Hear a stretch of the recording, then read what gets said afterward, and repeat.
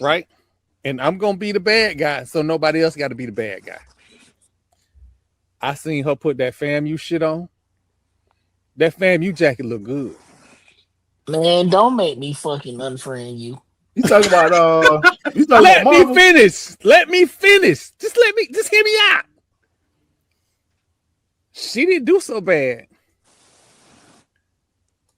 when she had to make the speech. She didn't do so bad. We thought she was gonna Man, do worse. I'm finna Let me hang up. finish. Just let me finish. But the one thing we needed her to do, and if word on the street is that she was gonna do it after the classic, but she did what all of Rattler Nation begged her to do. She ain't farmed that shit out to nobody else to do it. She did it her goddamn self. She was the executioner for what FAMU Nation said we want done. She fired Cozy. So instead of waiting for the AD to do the job, she did it. She got really in the board of trustees meeting and that's said the because shit we've been saying. We need fuck all that. facilities. She's still trying to. That's because she's still trying to get in our good graces because that we ain't budging. if We she told listen, them when they stood on that goddamn call and said, Marv, and we said, okay, you think you fucking funny, bitch. We hilarious. And we have been hilarious every motherfucking since. by hook or crook, if she doing what the fuck we ask her to do, by hook or crook, fuck if she doing it to make us feel happy. Doing it, if she get me 91, if we got 91 PhDs, if she get $55 million, what the fuck? Okay, we don't like her, so to speak, but she doing the goddamn job. We complained that the fucking front porch was shitty. She took care of it. We gotta give her credit for it. I'm not giving her a motherfucking thing because she ain't supposed to be there. I mean, a lot of presidents ain't supposed to be there. Hell, Marcus Thompson wasn't supposed to be at Jackson State. He fucked himself up. And y'all gave that man hell. And y'all gave both of them hell until they either quit, got fired, or did something stupid. Oh no, they did. There go little baby. There go little baby. Little baby got my back. Little baby got my back. Look, I had your back on that one. I've been said that you can't, and this time she understood the assignment, and I've been saying it all season long. In all of my encouragements, I was like, hey, coach, look, we understand the situation, but if you don't win, understand you will be the sacrificial lamb. And guess what? He got sacrificed.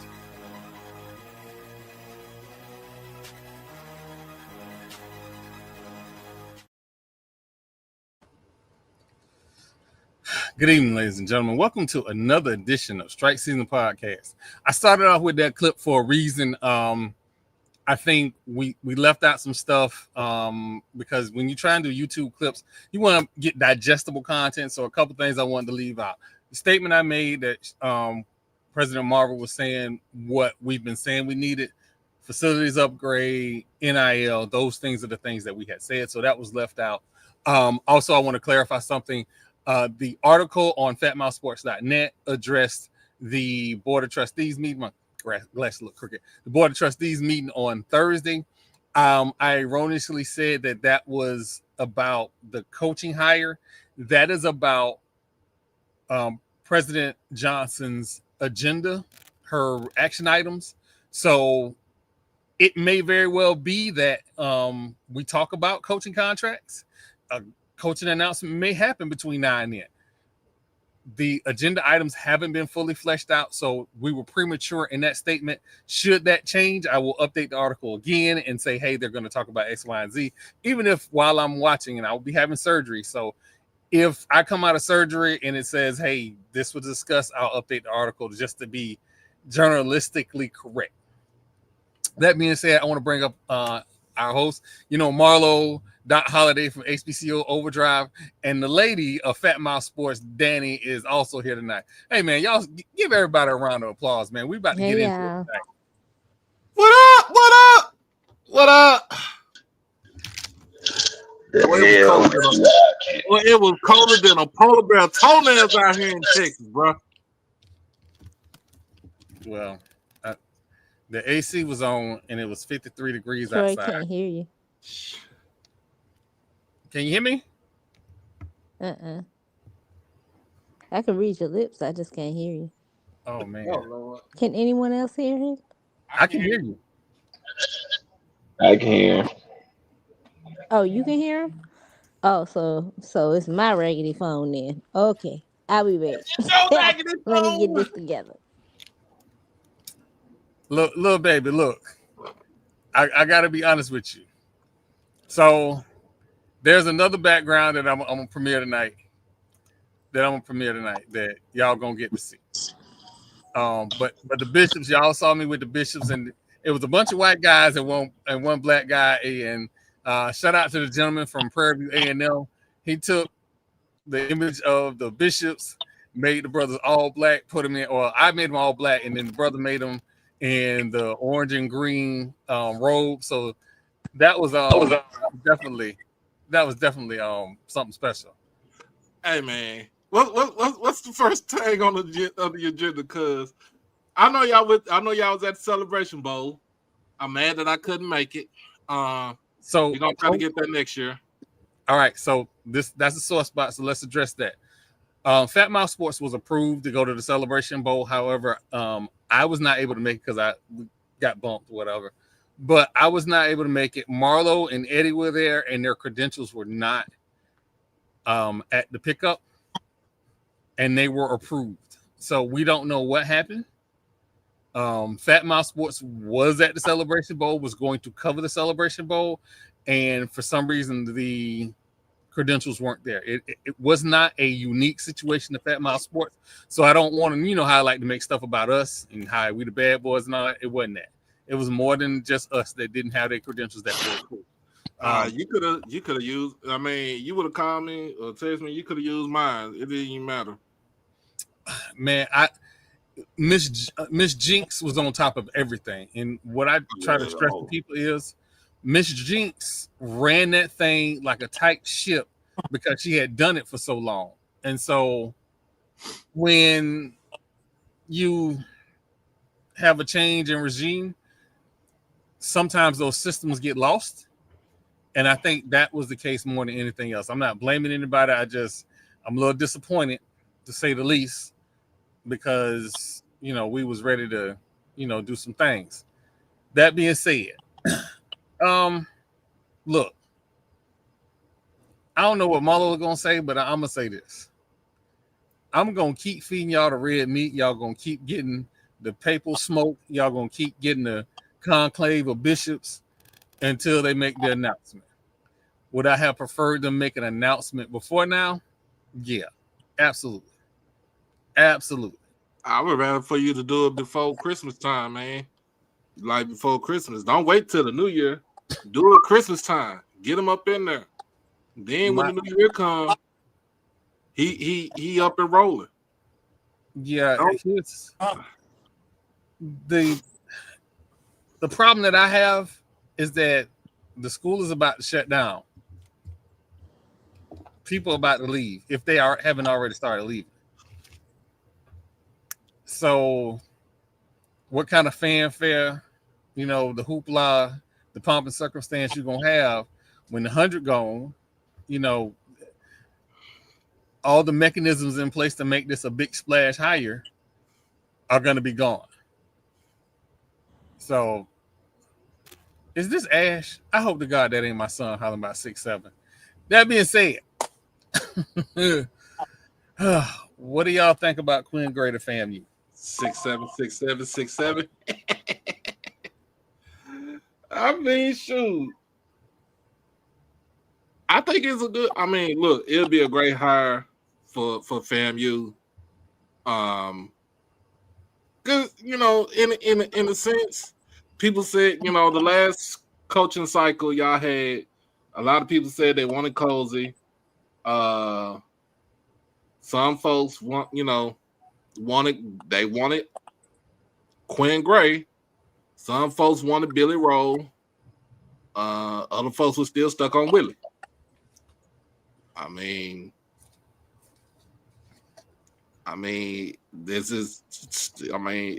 a good hire if you get them, and then more likely y'all are gonna get them. I mean, you finalizing contracts and stuff like that with the board and whoever is the AD, the new AD is right now, be able to give that contract to them and they could talk out some stuff and get it done before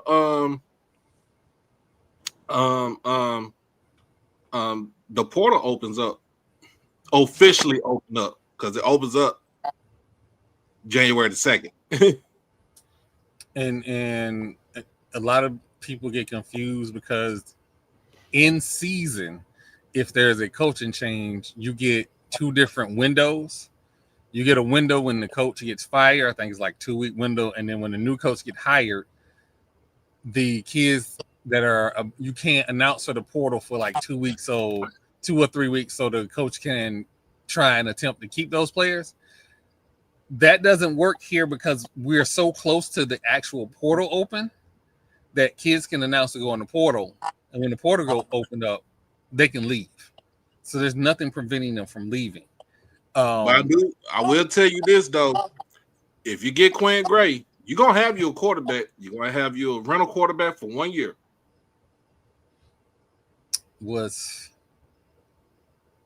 I wonder, and again, we say all this knowing that this is still speculation. Yes, I'm feeding the red meat, but we say all this, and I'm wondering if that 747 might come back if Quinn Gray is the coach. Because, yes, Knowles is a very good quarterback. Very good quarterback. But every quarterback needs competition. I think he gonna get some quarterbacks out of the portal. He gonna get them from the high school ranks. But right now, to kind of save face for the next season in 26, you go with him as your starting quarterback. See what he do. I mean, if you get you 7 or 8, if you get you 8 wins and get you some back, get you back to respectability in the SWAC East, I mean, that's a good thing. I think we had quarterbacks graduate. So there, I want to make sure I don't say this. There are quarterbacks that I'm not sure that are FAMU quarterbacks yet, which if they are still here, there needs to be a quarterback battle. Even if Knowles is the best quarterback, there needs to be a quarterback battle. Because what we didn't see the last 2 years was a bona fide quarterback battle. And the kid from Reigns. So there needs to be a quarterback battle. I'll say this: you haven't seen a quarterback battle in the last 4 years. Because remember, you had Musa for 2 years. Yeah, that's true. Yeah, Musa for 2 years, and nobody challenged him. Musa wasn't challenged. I would say Daniel Richardson wasn't challenged. He came in. He came in presumably as a starter. He wasn't challenged. I don't think he was challenged. Never mind what we were told. I think Richardson walked in and that was his spot. Point blank period. Jamal, I don't think he was challenged. I think he was presumably the actual starter from the jump. Damn what Cozy told us. Huh? I said, damn what Cozy told us. Daniel walked in the starter. He walked in the starter. He already had the stats from Central Michigan. Was it Central or Western? Central Michigan. Central Michigan, yeah. Central Michigan and FAU, one of them. And he was the best. He was the best quarterback on the roster. That was undeniable. But what I'm saying is, this battle needs to happen, not just for the players, but for the fan base. The fan base needs to see a battle. So, like this season, y'all didn't have. I mean, it wasn't no quarterback battle. Even if you had Jet Petty going after it, but to me, he already penciled. he penciled him in from the time he got out of the portal.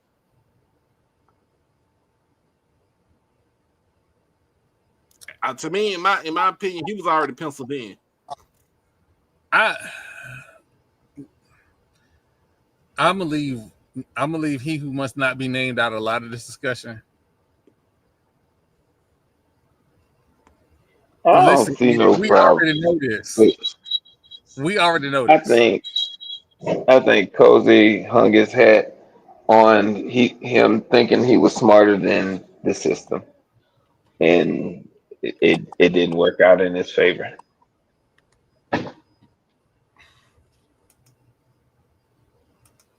I guess was he smarter than the average bear? Hey, boo boo. You know what happens when you play with the bell? That bell might play with your ass. But and again, I don't want to. You know what? That was unnecessary, Maul. That was absolutely unnecessary. That's an unnecessary shot. Absolutely unnecessary. Yeah, he just said, "Fuck your education." For real.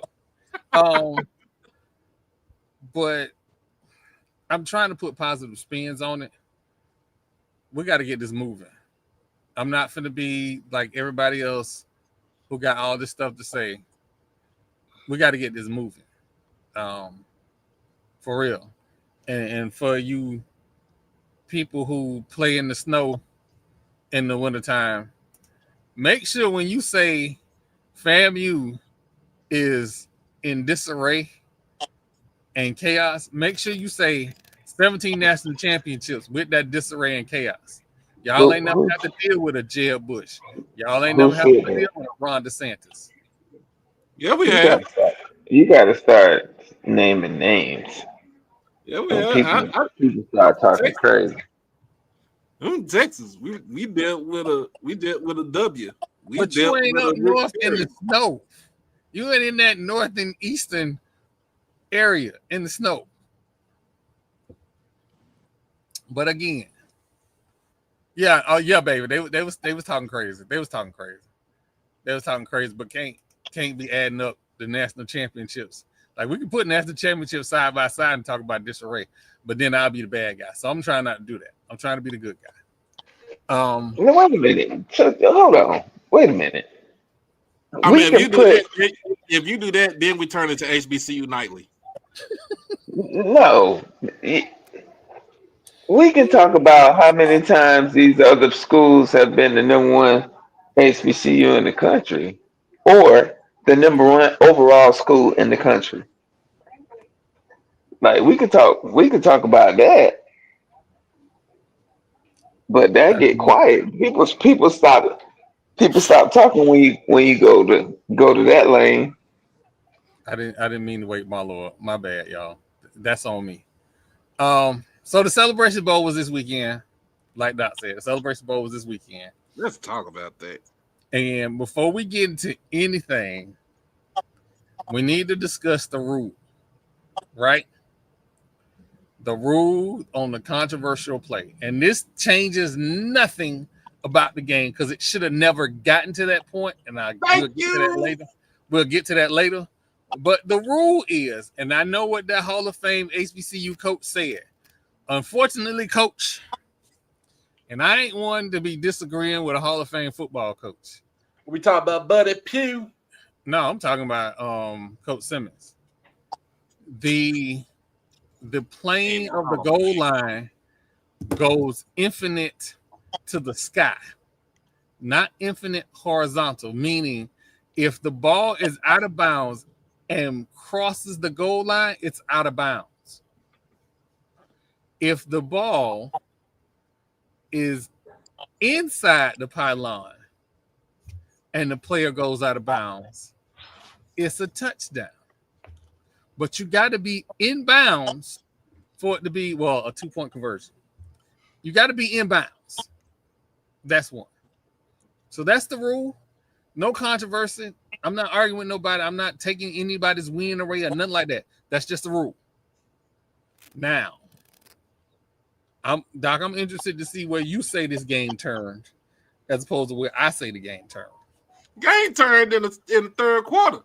Why the hell you gonna run a reverse and that shit got blown up and you fumbled the ball and they landed on the inside the 5-yard line? They was already in the red zone.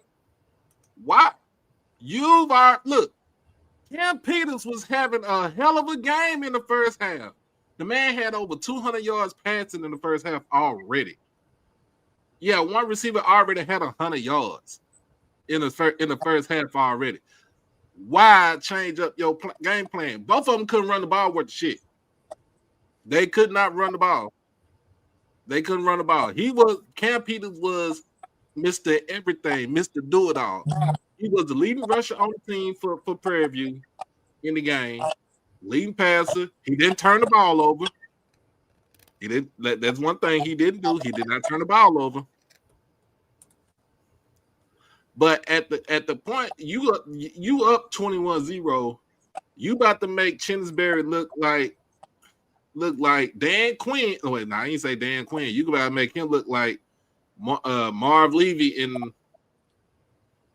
in the Celebration Bowl. He's gonna be a Buffalo. He's gonna be a Buffalo Bill. At the same time, you gave them the momentum, and they went on the 20. They scored 21 points in like 6.5 minutes in that third quarter.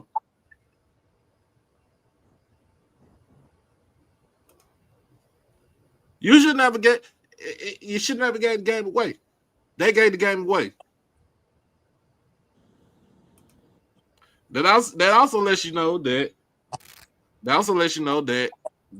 Chittis actually made adjustments in the game. They made halftime adjustments. Prairie View messed up the church's money. Prairie View had one job to do. You were up 21-0. Thank you. And went to overtime. You forgot everything you did to get up in that game. Instead of playing to kill that ant with a sledgehammer, you just played to try not to lose the game. And you lost. And then when they tied the game, so when South Carolina State tied the game, of course, Prairie View came with an equalizer in the toward the end of the third quarter because it was 28-21. And then in the fourth quarter, they just traded away. They just traded away scores. You don't put yourself in that situation where the other team comes back. I seen that this weekend in high school football. I seen that this weekend in high school football. When I'm telling you about high school football, I'm talking about between here in Texas, DeSoto versus South Lake Carroll. South Lake Carroll had the lead. You don't let them. You have to lead. You are the number one team in the state, the number 3 team in the nation. You don't let them come back. You kill them. Y'all are so amazing at your description of that national championship game. I'm gonna be very simplistic. I've been on this platform screaming for 2 years. HBCUs need to throw the ball. They absolutely need to throw the ball. Oh, Cam Peters was chunking that thing. He had over 400 yards passing in that game. He had 400 yards, 4 touchdowns, and no interceptions. We're not doing nothing else. Thank you. We're not running no reverse. We ain't running no draws. Whatever we do, we live and die on the arm of Cam Peters. He has shown me for 2 quarters that he has come to play. He was only here. Andre Dennis was on Gerard Washington most of the game, burning them, killing them, deep, killing them. Then turn around, Josiah Rockwell switched over to Gerard Washington, it was killing him. And he was the Aeneas Williams Award winner. Listen, EA, hold on, my bad. Thank you, Jared Watkins. Thank you for showing up, man. I appreciate you. What's up, cousin? We're not missing that. Stubblefield is a non-factor if you keep your foot on the gas. If it's a shootout between Stubblefield and Cam Peters based on what happened in the first half, yeah, we're finna run and shoot this thing. Houston Oilers versus the Detroit Lions. We're going to see who's going to do what. May the best quarterback win. It should have never been taken out of the quarterback's hand. And I done heard all the stuff about people hollering about you need to limit Cam Peters' attempts, yada, yada, yada. That man was on fire. You don't know. My Twitter timeline was the first half was just me talking about that's how you win football games at HBCU. You throw the damn football. First half, Prairie View had 3 sacks. They got pressure on Billy Atkins in the first half, took him out the game. Second half, Ryan Stubblefield come. They only got 1 sack off of him, but they couldn't get no pressure. No, he was taking off. He was taking off. Yeah, but they couldn't run the ball though. Yeah, and that was my whole thing. If big plays are made in the passing game, Stubblefield could have ran around all he wanted to. Cam was making big strikes.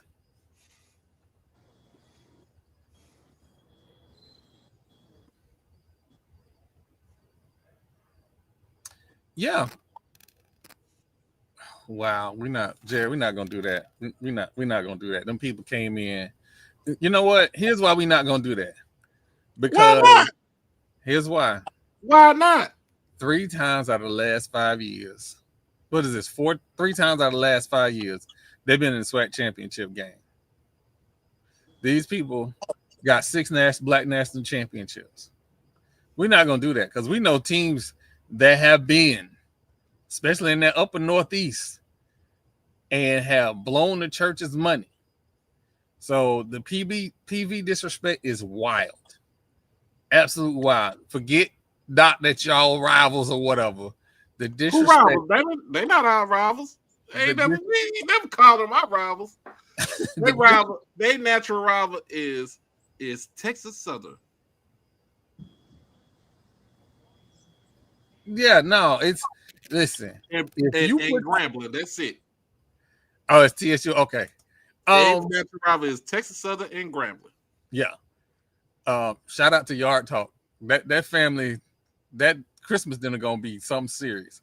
But yeah, no, you got listen. If you put your uniform on and go out on that field, every time you take the opportunity that you might get embarrassed.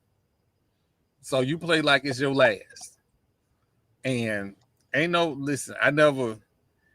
know what happened in the coaching headset with Prairie View. We don't know what discussions they was having. Maybe they thought they had it in the bag and they was gonna run the game to the finish line.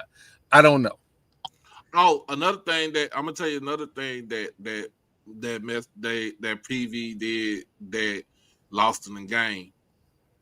That field goal was straight down the line. It was a straight down the line, and he pushed towards the right. Why? I don't know why he did that. But that was damn near like a chip shot field goal. Is this a safe space? Is this a safe chip shot field goal? No, man. If you kick the field goal, you make the field goal, you win the game. You don't go into overtime. You know the one thing that I liked about Cozy coming into this season, he went out and got 10,000 kickers to make sure that he wasn't going to have an issue in the kicking game. Now, we didn't know he was going to have an issue everywhere else, but he had no issues in the kicking game. And I feel like with this new roster limit, you should have at least 4 to 6 kickers. So you have a kicker battle going into the season. We in 2026, we shouldn't 2025, 2026, we shouldn't be having. Hey man, look, man, Jared, look, you was cool right up until that point. Don't do that. Don't start that. Don't start. You know what? I'm gonna focus. My bad, y'all. I'm gonna focus. I'm gonna focus. That's my cousin right there for real. Marlo, you need to see this. I'm gonna let Marlo see this. Marlo, you need to see that. I did. I missed it. Hold on. I missed it. It moved on me. There you I go. saw Y'all are crazy. they just everybody want that dude to show up until he show up. Nah, he don't want no white. Nah, it's too much melanin for him. He want white girls. Yeah. Yeah, we're gonna get back to Hey, Troy, remember you was talking about in the group chat, Legend Bay? Yeah. One he committed to Ohio State now. Oh wow. He turned 18 this week. Okay, good. Hey, If you ain't seen this film, y'all need to watch his film. I'm trying to say this without saying it. There are players out there, and before I say this, understand I am a NIL player movement or pro player movement person. Get your bag because the NFL is not guaranteed, and these people that keep telling you that you guaranteed to go to the league if you skip this money, them the people that ain't gonna have nothing to do with you when you broke. So understand that. That being said, if you feel like you are happy at your current school and or destination and outside forces, whether it be your mama, your daddy, your cousin, influence, whoever, are pushing you to go somewhere else, follow your heart. Nothing is guaranteed. Period. Not even NIL deals. Thank So you. it's I'm seeing kids, a lot of them, leaving school, and I hate pushing this out there, leaving school when they don't want to. And some of them are in a good situation to where the league is going to see them. Has seen them. But this kid right here is, remember, he's coming out of high school. Mm-hmm. So he's going to, I think he's going to graduate early from North Forney, and he's going to enroll at Ohio State early. I think that's what the whole deal is. And I don't know what type of NIL deal that he got from Ohio State. I think it's probably better than what Tennessee was offering. And Yeah, I think his mom and them was looking at the dollars from Tennessee because that's where he was. He did commit to at first, but at the end of the day, he wanted to go somewhere else because he was still underage. He couldn't sign that. He couldn't sign that national letter of intent by himself. Y'all need to understand something.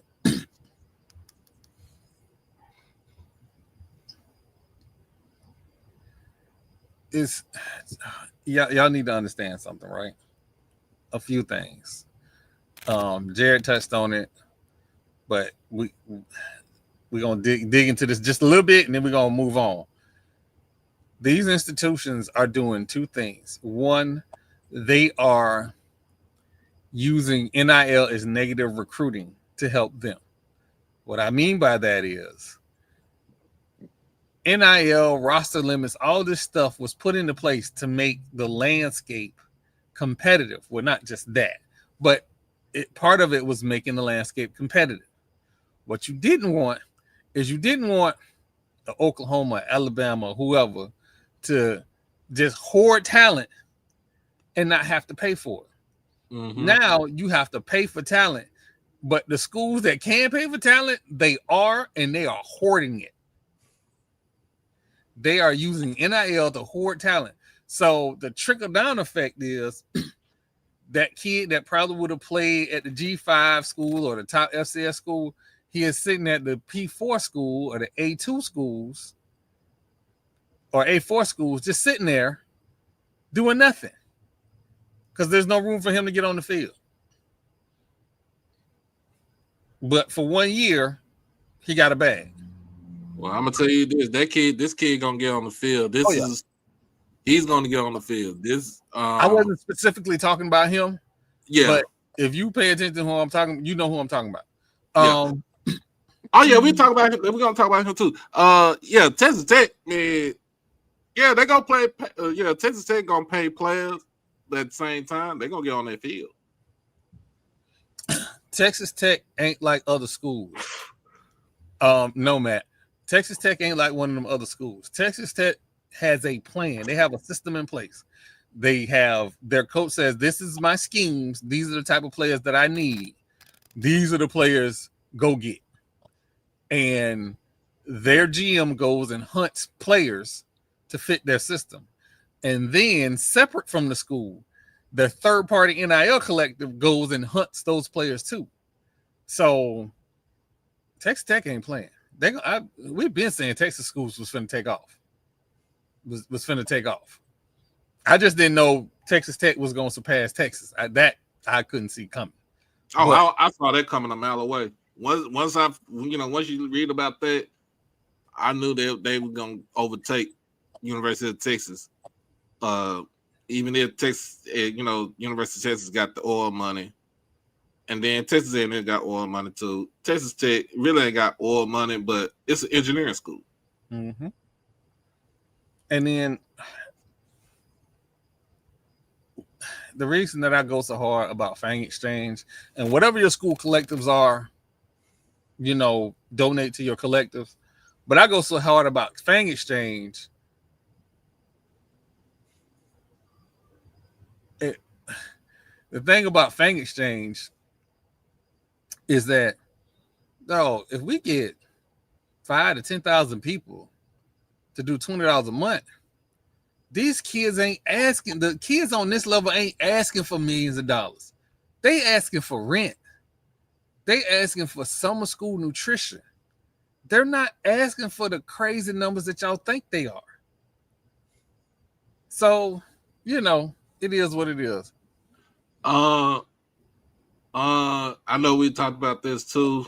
I seen a tweet earlier, and they was talking about the running back from DeSoto. He was not going to do no stuff like that if Florida, playing Florida football. And I'm like, y'all do know this is only a sophomore. He's class of 2027. A few things about that, right? One, Florida doesn't run the football like that no more. We need to understand that. We don't run the football like that no more. Two, certain levels of high school in Texas are the same as certain levels of high school in Florida. It's the reason why Texas and Florida have the highest number of blue chip recruits. Mm-hmm. Like, we get to talking, everybody get to thumping their chest and personal pride. Florida, Texas, and California. You look at the national rankings, it's Florida, Texas, and California. But they'll throw in Ohio, Georgia, or whatever. Yeah. So you got to add Georgia in there too. Yeah. So, but the fact that big old ugly ibis jumped his ass on there, hollering about this he said Texas is fake football. I was like, yeah. Meanwhile, he had the Florida line. An offer. You sending him an offer and saying this? He got an offer to Ohio State after the game that he had against South Lake Carroll. No, Colorado offered him too. That's what I'm saying. You saying all this in Colorado, you offered him.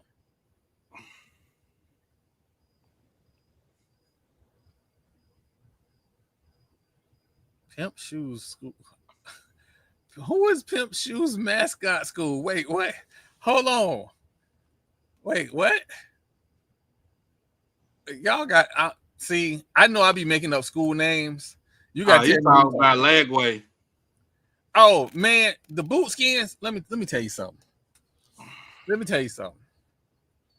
I wish that young man the best. I absolutely wish that young man the best. I don't think he should have went to Florida in the first place. I don't think he either. should have stayed in Texas. More so because if you commit to Florida, understand that if you're expecting to stay there 3 years, your coach only gonna be there for 2. Just get that through your head when you go. Florida don't tolerate them boot skins. Don't tolerate losing. I think Summerall gonna do good in Florida. I hope not. I hope he Well, follow his you- face. Nah, I don't think he can follow these plays. I think he'll do good in Florida. I can't say anything good about that school in Gainesville. I can't. It's not in me. I won't be able to. But I wish Lagway the best. I think he need to go out in California. He need a complete confidence rebuild from his footwork all the way up to how he sees coverages. After that, I think he'll be fine. He was in a bad situation. We need to have an honest conversation about how they recruit our kids to just go out and make plays and not recruit our kids to go out and run systems. I don't know. I don't know if he'll end up at Texas Tech. He might end up at Baylor like his dad. His dad went to Baylor. Yeah, I saw that. Baylor wouldn't be a bad place.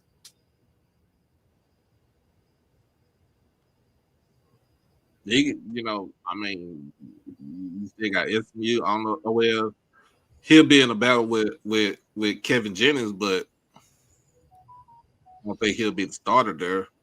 I mean, you can say Texas Tech. I mean, yeah, you can say Texas Tech, but him more likely he'll end up. I mean, if he go to Baylor, he's a legacy kid at Baylor. So that's why I look at it.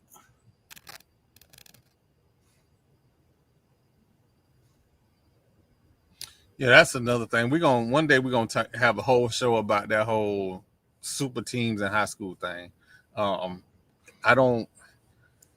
can't act like we didn't experience that when me and Marla was in high school, because there were a couple schools, Sarasota, Riverview, and Manatee, that had mod squads back in the early 90s, late 80s, early 90s.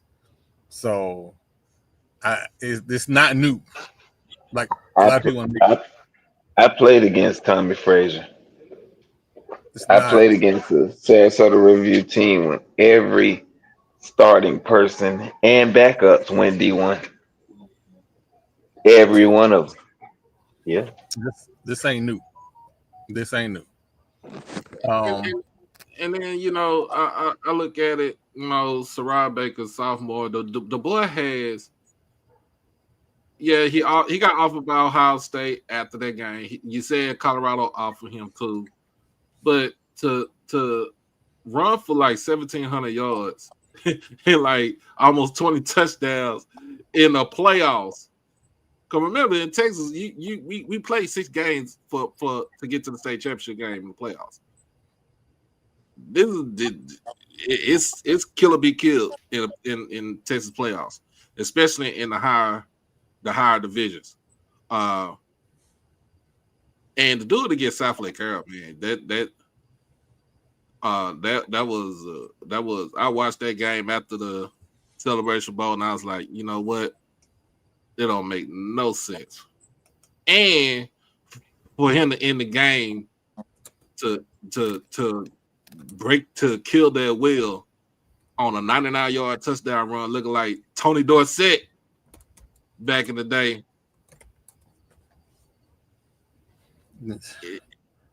Hey, it don't get no better. I still don't like that school. I don't like it.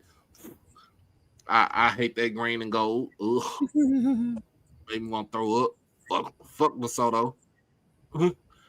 But somebody asked me, they was like, so what does the win with DeSoto look like? What does it mean for DeSoto to beat South Lake Carroll in Texas? I said, well, that lets you know that the southern section of Dallas has equal or better talent Virginia schools at Allen and Plano and McKinney and Southlake and Euless Trinity and even Alito. Yeah. All right, we're gonna take a quick break. When we come back, we're gonna dig into some Hall of Fame news. Definitely gonna be worth talking about. That's wild. The other Splash Bro to move to Dallas and now he dating Megan Thee Stallion. And then propose. They ain't dating no more. You know what, Marlo? I believe you right. Because he out here taking her fishing and shit. I'm not taking you fishing unless you special because you going to disturb me while I'm fishing. So, He yeah, I didn't. believe you right, Marlo. He bought her a $5 million ring. Shit, she bought him a $300,000 watch. This is what I'm telling you. They ain't dating no more. They together. That shit is over with. Hey, them young brothers really crashing out over her too. Bro, they ain't never have a chance. That's what I said. That woman got her damn degree from Texas Southern, and she got her damn record deal and shit. She said, "Fuck y'all." I'm going over to the light skin crew. This ain't HBCU nightly. We don't have a lot of light skinned people on the podcast. So I'm going over to the light skin. She said, "I'm going to the."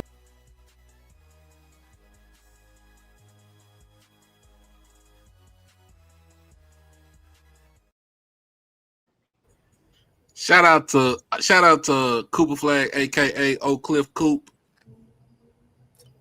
First youngest player to get 40 points in the game last night. He was hooping. Yeah. And they still lost. I was gonna go somewhere else, but since we talk about Dallas sports, so Dallas Cowboys this weekend against a quarterback who I don't think should have been a first rounder. They made him look like he was Joe Montana. I don't want to talk about it. I threw my shoe at the TV. Oh. Glad it didn't reach the TV though, because I'd have been shit out of luck. I mean, don't feel too bad because the Bucs about to get run down by the Carolina Panthers. That's about to be epic. The devil is a lie, and the truth is not in you. Marlo, what you said Baker had? What you said he had? He had what, lofts? That's what you said he had? Yeah, fucking loft.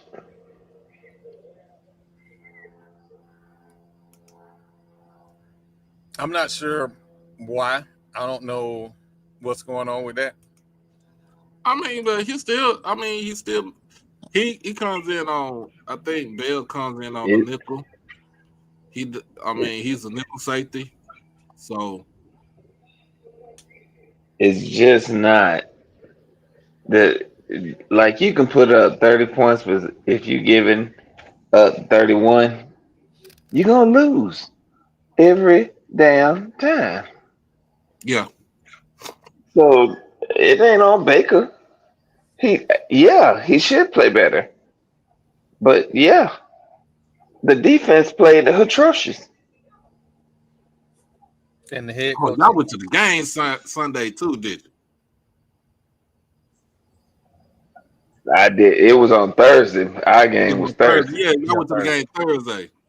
No, we was head to Atlanta. Cause that's a sore subject.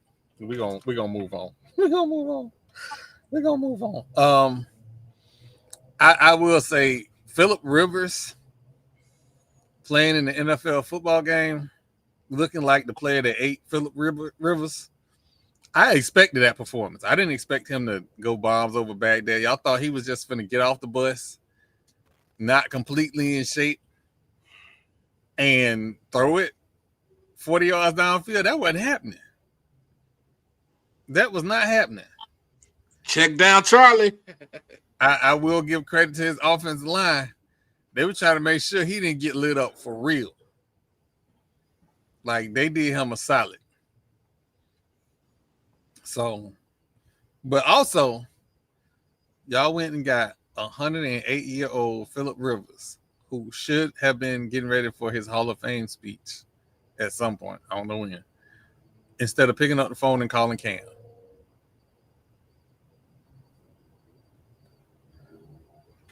Your DBs was a problem with Tom Brady. They just, you know what? I ain't gonna do that. So anyway, shout out to FAMU volleyball legend Veronica Wiggins, named for the 2026 NFCA Hall of Fame. She is an absolute legend. I'm sorry, softball coach. I'm sorry, absolute legend. In her time at Florida A&M, she dominated MEAC in the 90s, winning championships, 13 MEAC championships in 93, 94, 95, 97, 98, 99, 2005, 2006, 2009, 2014, 2015, 2016, 2017, and made 8 tournament appearances in 99, 2005, 2006, 2009, 2014, 15, 16, and 17. Is that 14, 15? Wow. Wow. And the funny part is, I like FAMU softball when I was an undergrad. Mo, no. FAMU softball in undergrad was a sight to see. It's a beautiful thing. Absolutely beautiful. Yeah. I'm just gonna say no comment.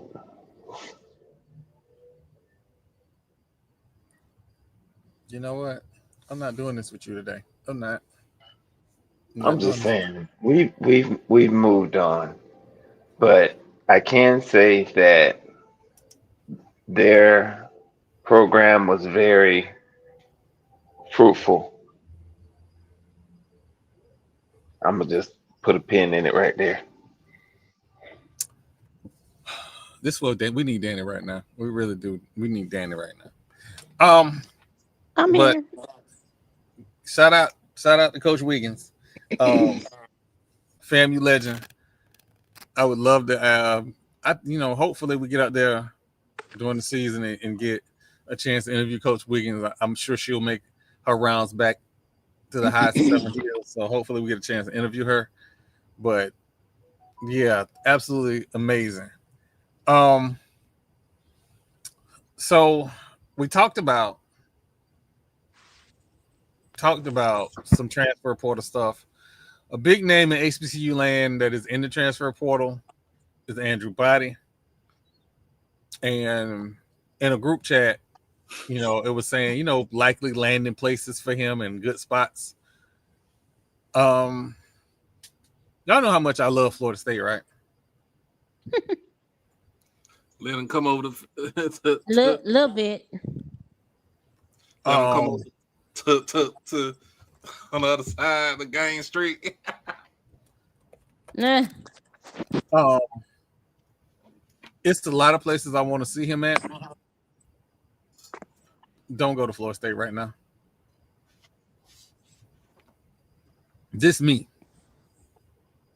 If I felt like he would develop and become a surefire, first, second round quarterback, I would be all for it. But right now, what I've seen from that staff, well, not that staff because it's a new staff, but that coach over the last 5 years, I haven't seen him be a developer of quarterbacks. His best season wasn't even a quarterback that he recruited. Willie Taggart recruited that man. So I'm not. I can't be a fan of him going to Florida State. Anywhere else? Yeah, but that happens a lot, right? Like that happens a lot where a coach leaves or a new coach comes in and they're successful, but that's somebody else's team. You're recruiting people.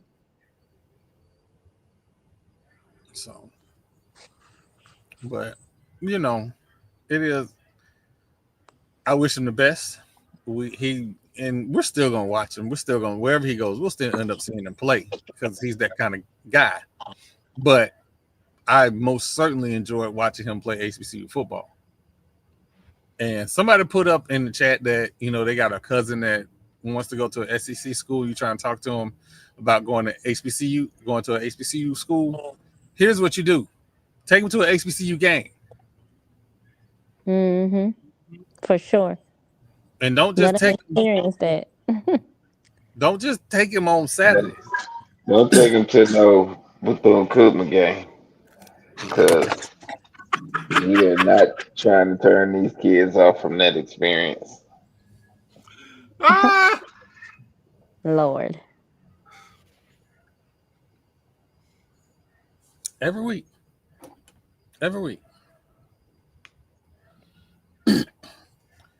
To all the SIDs, I appreciate and respect you. You are welcome on Fat Mouth Sports, and your school is welcome on Fat Mouth Sports. I appreciate you guys. I do. But you act like there's a lie in my statement. You act like you wasn't there. You just quiet and trying to play nice, Troy. You saw that one way in, one way out situation. I almost gave me PTSD.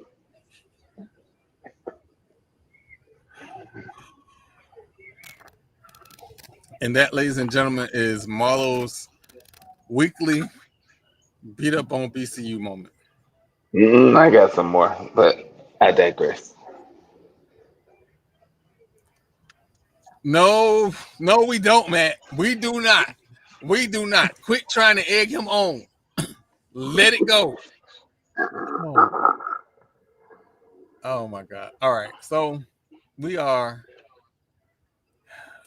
in the midst of full-blown HBCU basketball season. So, and I'm going to start with the men's. And we're going to go to the HBCU AC. Right now, Stillman right now is 6-6 overall. And again, 6-6 overall, 4-0 in the conference. Talladega is, and this is the East. I'm sorry. Talladega is 3-1. Voorhees is 2-2. Wilberforce is 2-2.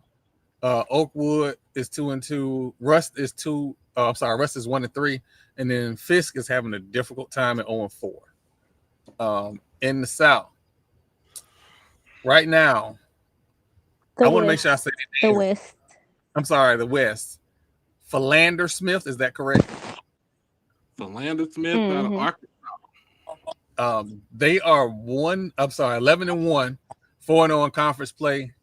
Suno is 4-1 in conference play, 6-8 overall.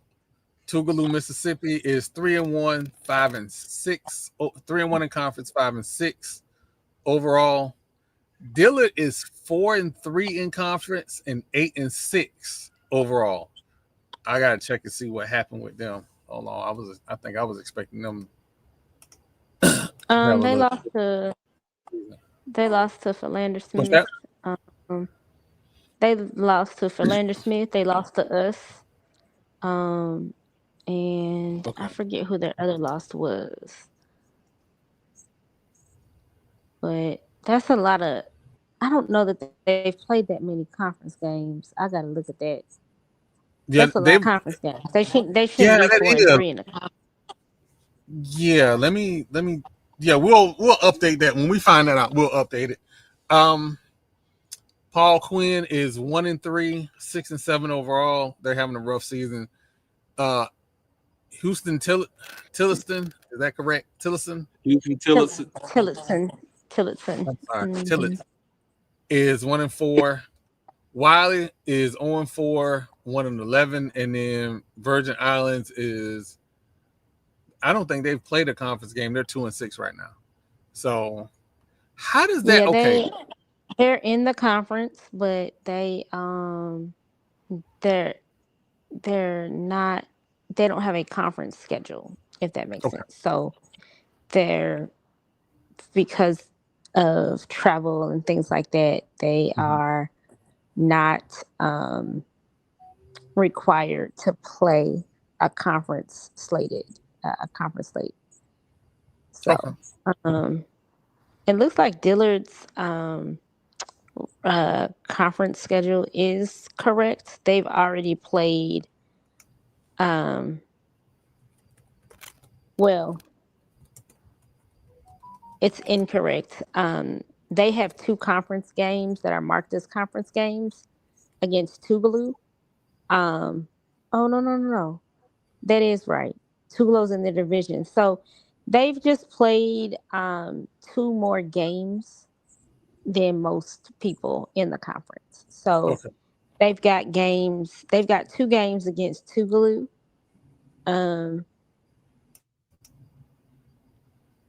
No, they haven't played those yet. Let me see who they've played. Paul Quinn, Houston Tillotson, Philander Smith, Wiley, Suno. Yeah, their record is wrong.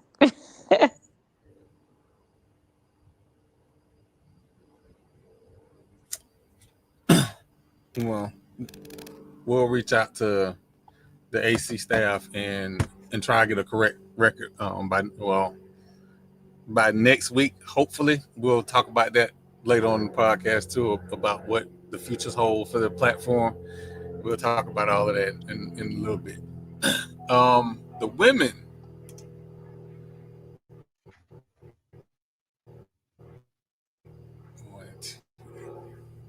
Oh, I like I see the what happened with. I see HBCU what AC happened. website. It's all fancy.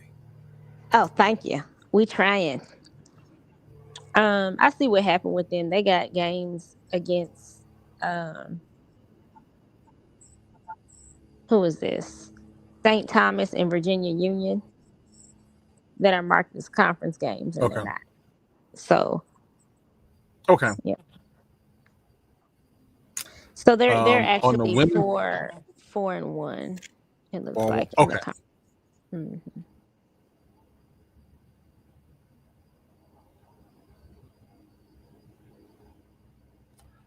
Oh, we listen. We're gonna talk about all of that in a little while because I'm gonna allow Marlo to have his crash out moment. On the women's side of the the HBCU AC in the East Division, Oakwood is 4-0 in the conference. Stillman is 3-1 in the conference. Rust is 3-1 in the conference. Oh, this is real competitive. Talladega is 2-2. Did I miss Talladega on the men's side? No, you got them on the No, inside. you got Okay. them. Okay. Fisk is 1-3. Wilberforce is 1-3, and then Voorhees is 0-4. In the West Division, Wiley is 4-0. Paul Quinn is 4-0. Philander Smith is 3-1. Dillard is 2-3. Tougaloo is 1-3. Suno is 1-4. The ladies are having a tough time. I hope they get better. Virgin Islands again 0-4, and then Houston Tillotson is 0-4. This is actually looking at this. This is a very competitive. The women's side is more competitive. Yeah, the West is the competitive on the women's side. Actually, it's both. If you look at the men's side, I know Philander Smith is standing out, but they're getting played very hard. And so the records don't always indicate the competitive nature of these teams. I think that Paul Quinn and Houston Tillotson are actually much more competitive than what their records are showing. The West Division is very tough.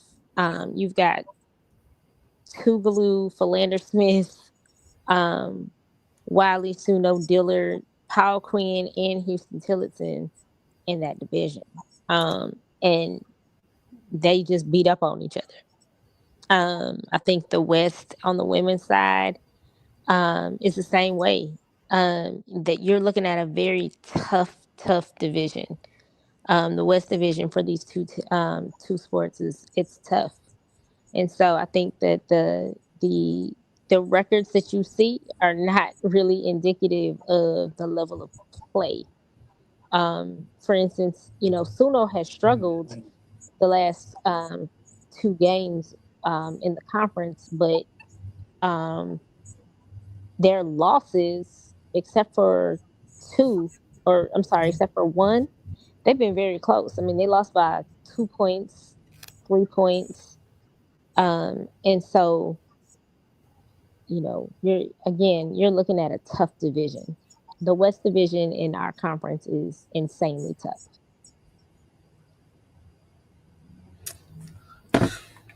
I think Fisk is feeling the heat on the men's side since Kenny Anderson just stepped away from the team. I mean, moved away from being the head coach at Fisk. Because even when he was the head coach, they were competitive. For that. Well, they lost top players though, so it's not necessarily him stepping away that did them in. It's the loss of their top players. They lost most of their production. Um, like Doyle Cockrell, he left. He went D2, I believe. And so when you're looking at the makeup of their team, the team itself is different. The players, Michael Ashley, he graduated. Doyle Cockrell, he transferred to, like I said, I think a D2 school. I'm trying to think of the other young man that was there. So yeah, you're looking at a team who lost not just a head coach, because the head coach has been gone now. This is the second year not being there. And so all of last year,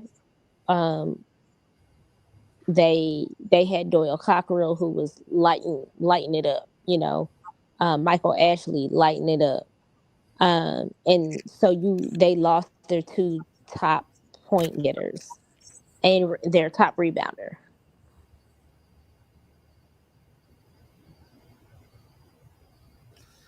Oh man. All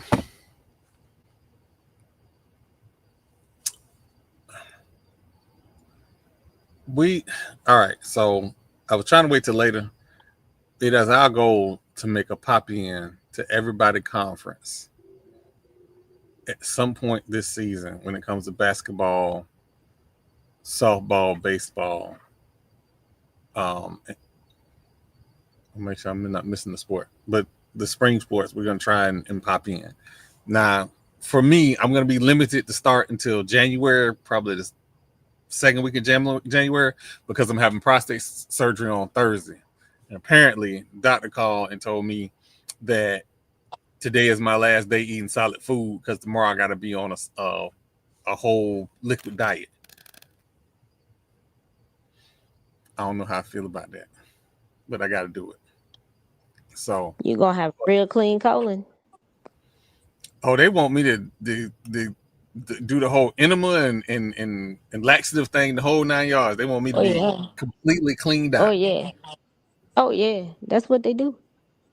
They gonna clean you out real good. As long as I can drink on New Year's Day, I'm cool. Goodbye, Troy. What are y'all talking about? Goodbye. I got a whole 2 weeks, 3 weeks to recover And because we have New Year's brunch at my cousin's house. So on New Year's Day, we go over. Normally, it's just a continuation of the night before, but we go to my cousin's house and we have breakfast, a brunch, and we have drinks.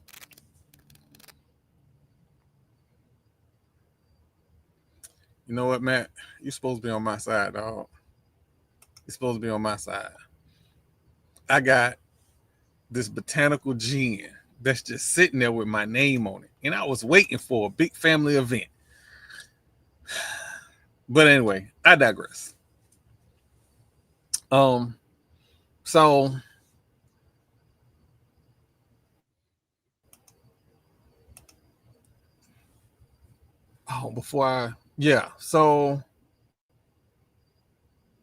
real quick, we don't talk about them enough. Florida Memorial in conference right now, and they play in the Sun Conference. Florida Memorial is an NAIA school. They are the only NAIA sports school that's an HBCU that's not in the UA HBCU AC, correct? No.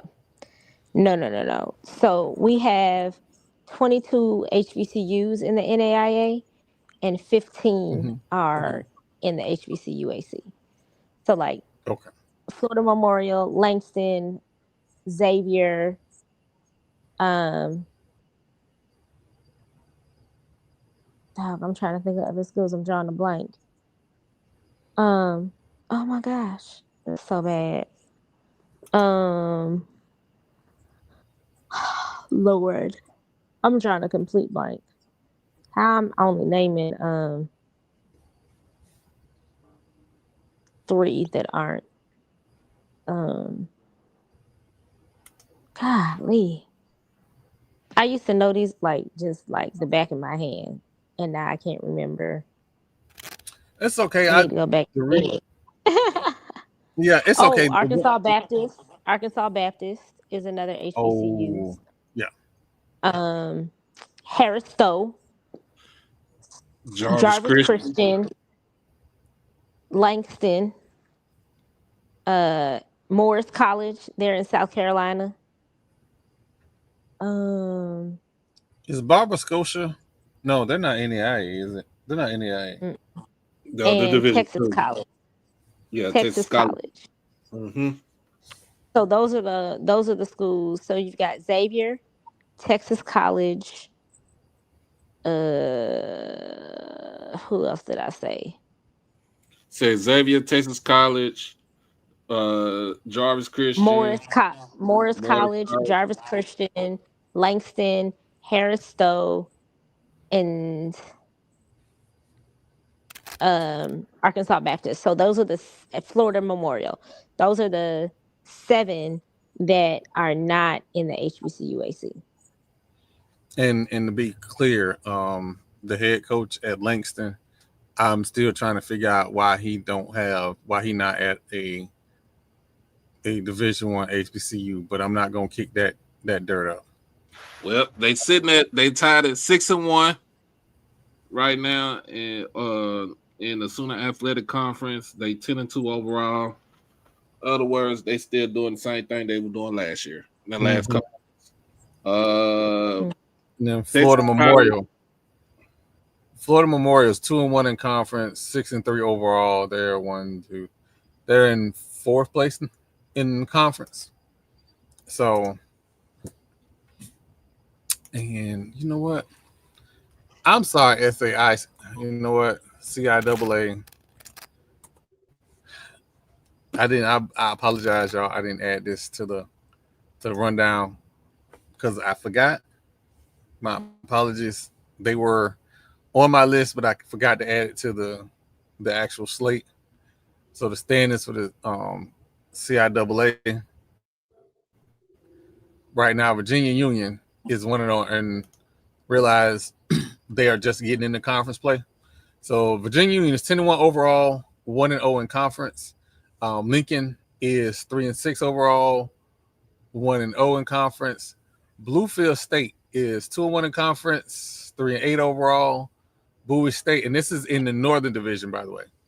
Bowie State is 1-1 and 3-9 overall. Virginia State is 1-2 and 5-7 overall. Elizabeth City State is 1-2 in conference, 1-7 overall. In the Southern Division, Kathleen, which when we went out to Orangeburg, South Carolina for a friend's funeral, was the first time that I had ever seen Kathleen, by the way. Claflin is 3-0 in conference, 64 overall. Winston-Salem State is 1-1 in conference, 3-5 overall. Shaw is 1-2, 8-2 overall. Fayetteville State is 1-2, 5-5 overall. Livingstone is 0-2 in conference, 5-6 overall. And John C. Smith is 0-0 in conference and 2-3 overall. Not sure what that's about, but okay. Didn't they have some changes there, Livingstone? I think they did. I believe they did. And that was just recent, too. Yeah, I feel like there's some stuff going on there. So West Virginia State is 4-5 right overall and 1-3. They are in the and what's the name of the conference? I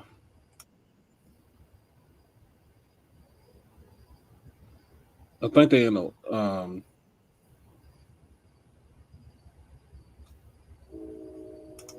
name of the conference.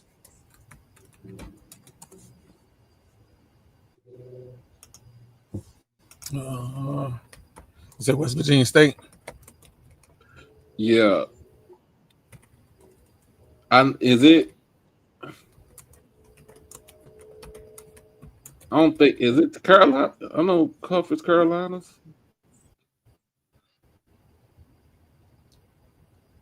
They're in the Mountain East Conference. Mountain East Conference, MEC. yeah. Yeah, Mountain East Conference, yeah. That's the other school. And then Lincoln, Missouri is in forgot the name of the conference that they in. I think Lincoln, Missouri is in the Great Lakes.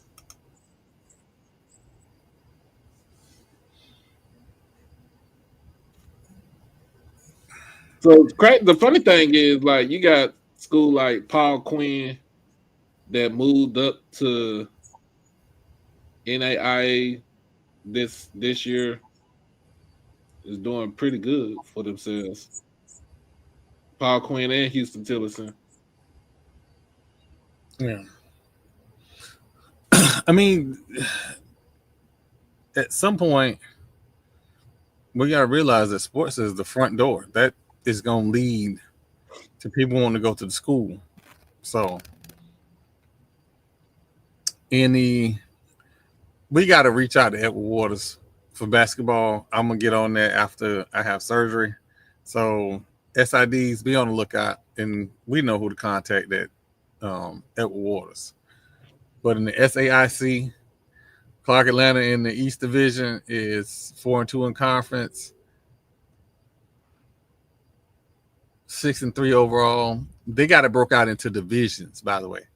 4-2 in conference, 5-3 overall, 1-0 in division. Y'all deep with it. Edward Waters is 4-2 in conference, 6-4 overall, 0-1 in division. Morehouse is 4-3 in the conference, 4-5 overall, 1-0 in the division. Benedict is 3-3, 3-3 overall, and 0 in the division. Y'all can make this any less confusing. Savannah State is 3-3 in the conference, 2-5 overall, and then 2-2 in the division. Albany State is 2-2 in conference, 2-5 overall, and 2-2 in the division. Fort Valley State is 1-4 in the conference, 2-4 overall, and 0 in the division. And then Allen University 0-6 in conference, 1-7 overall, 0 in the division. In the West Division, Miles College looks like to be the class of the conference right now. They're 5-0. Well, them in Tuskegee. They're 5-0 in the conference, 7-0 overall, and they have no conference games for some reason. Tuskegee is 5-0 overall, 6-2 in conference, 0 games in the division. And I'm gonna hold off on doing this whole SAIC thing. I'm a little unsure of these data points, so I'm gonna hold off on that.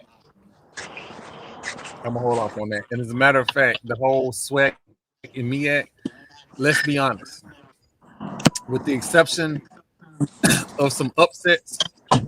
Well, I don't know if Alabama A&M is an upset over North Alabama, but Alabama A&M beat North Alabama. All right, Matt. Yes, me and Marlo will make the trip to the beach on January the 3rd.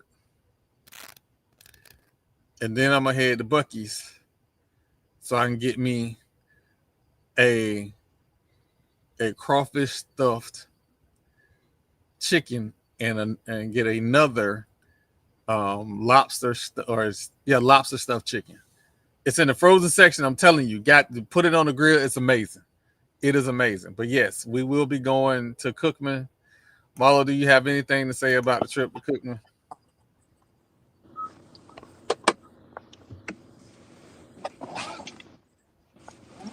No? Okay. Marlo has nothing to say about the trip to Cookman. Oh, Jesus. Got past that one.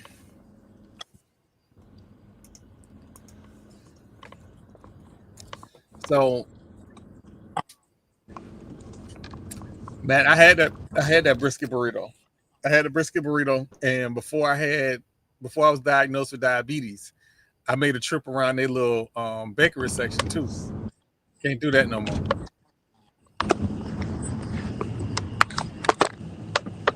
Why are the New York Knicks losing to the San Antonio Spurs? Like, why is this a thing?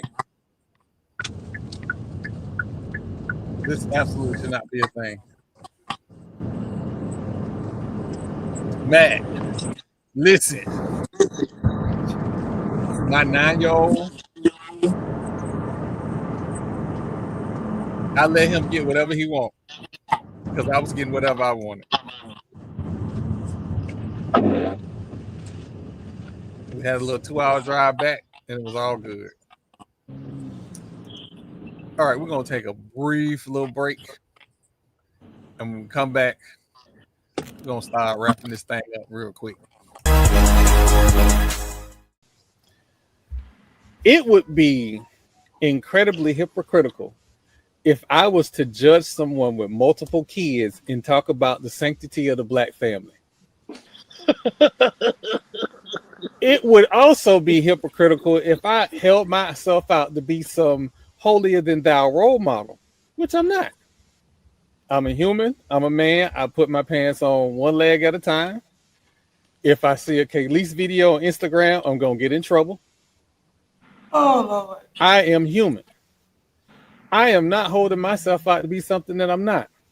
Now, imagine what would happen if a future Hall of Fame quarterback would hold himself out to be a human who was fallible and was able to say, you know what, that statement I made about HBCUs, maybe I went too harsh.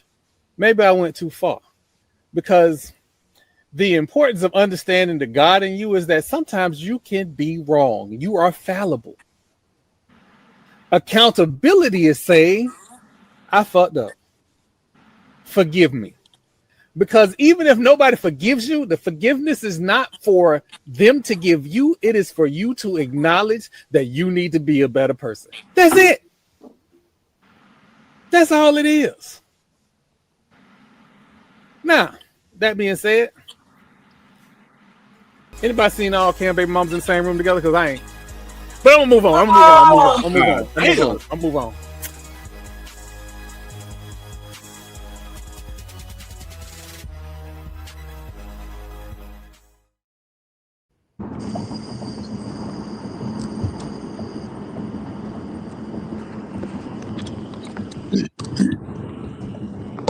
No,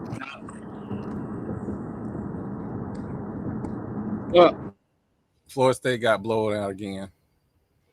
Got their doors blown off by Dayton in basketball, men's basketball. They ain't no slouch, bro.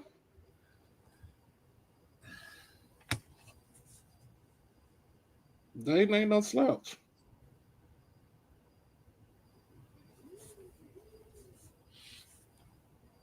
Okay, I get it. Dayton ain't no slouch. You playing the ACC. Conference schedule is coming up. You're getting blown out by almost 30 to Dayton. How you gonna play in the ACC? Dayton is an Atlantic 10 school, so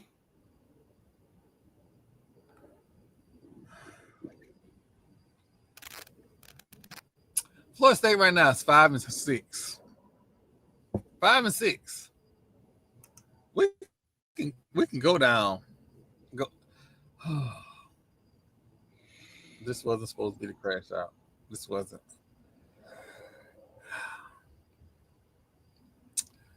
All right.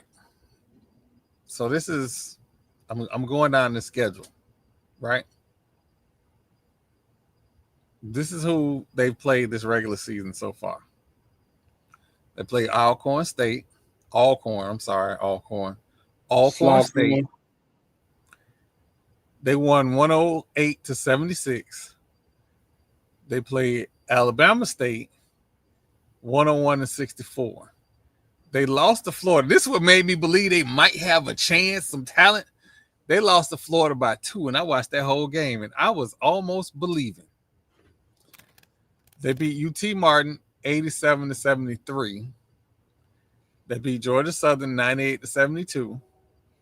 They beat Bakersfield 89-59.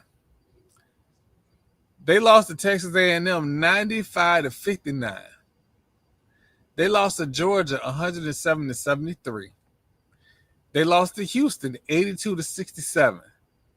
They lost to UMass 103-95, and they lost to Dayton 97-63. So basically what you're telling me is teams that you have equal talent or has as much talent as you are blowing your doors off.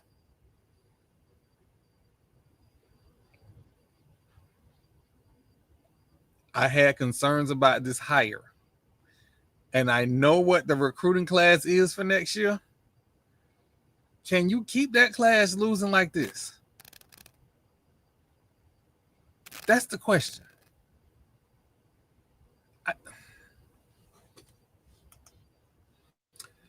Let's look at the roster size.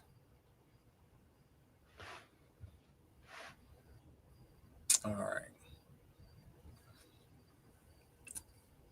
Our leading rebounder averages 6.6 rebounds a game. He's 6'9".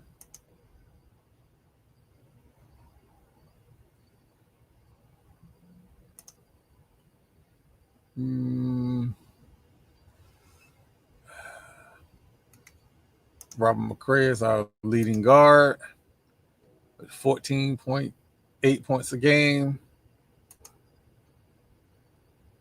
I'm just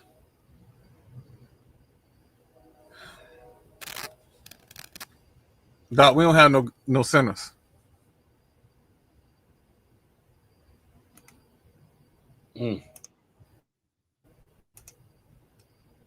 Sound like a personal problem right there, huh?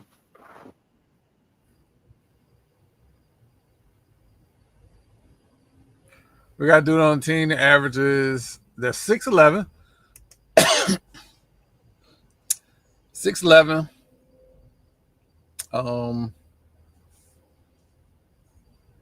He's a transfer from UMass.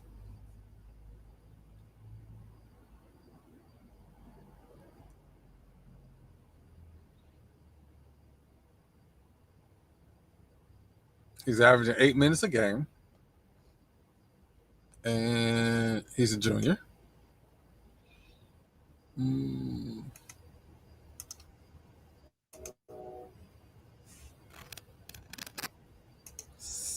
And I'm just looking for somebody that look like they can grab some rebounds. And this ain't an indictment on the players at all. I do not blame the players at all. You know what? We're going to change this whole subject because the more I look at these stats, it's just going to get worse. The men's program should not look like that at Florida State. It shouldn't. This, like,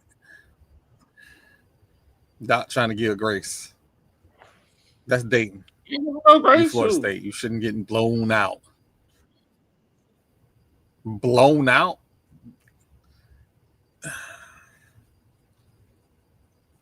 Oh, man. Well, that was that. Do you want to talk about the Tua situation? Tua? What Tua do? He got a $99 million dead cap hit if he gets cut next year. And he threw the most spectacularly slow interception yesterday.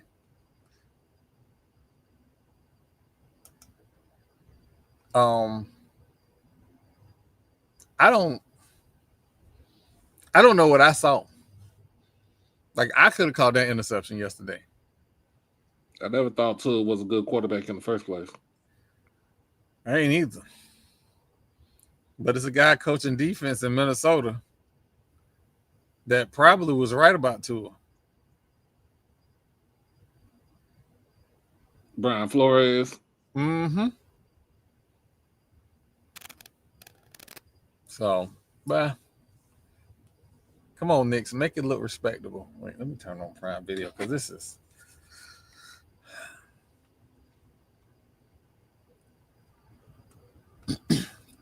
By the way, I know I said nobody cares about the NBA Cup. This ain't about the NBA Cup for me. This about the Knicks not doing Knick-like things.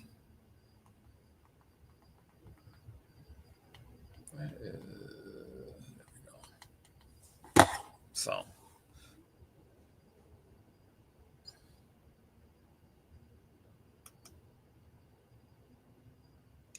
Well, I'll say this.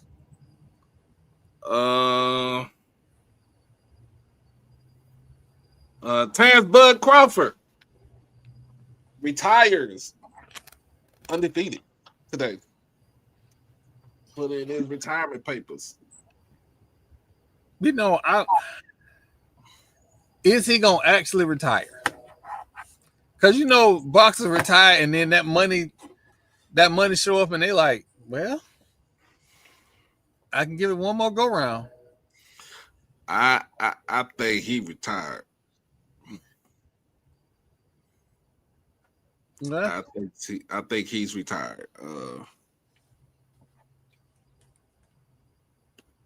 I think best boxer right now, pound for pound. No, we ain't got to that yet. Oh, ACC football schedule. Let's talk about that, man. Look, we a lot of teams right now putting out their schedules for 2026. I wish the SWAC would do that right now, but they trying to finalize a lot of things. But I've seen the CAA, Hampton put their schedule out.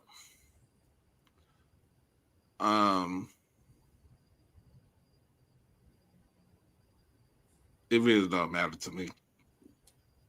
But let's talk about these openings. You got Teddy Keaton. Let's talk about that because we ain't got it in there. Because that kind of surprised me today. So, listen, I'm not like your other podcasters. I know they want to be good little angels, but we got to speculate because this leads to speculation. Point blank, period. This wasn't no, we heard rumors. This wasn't no, hey, there are rumors that other people are looking for him. This was out of the blue. Mm-hmm. And I hope it was nothing bad. I hope it was nothing, serious.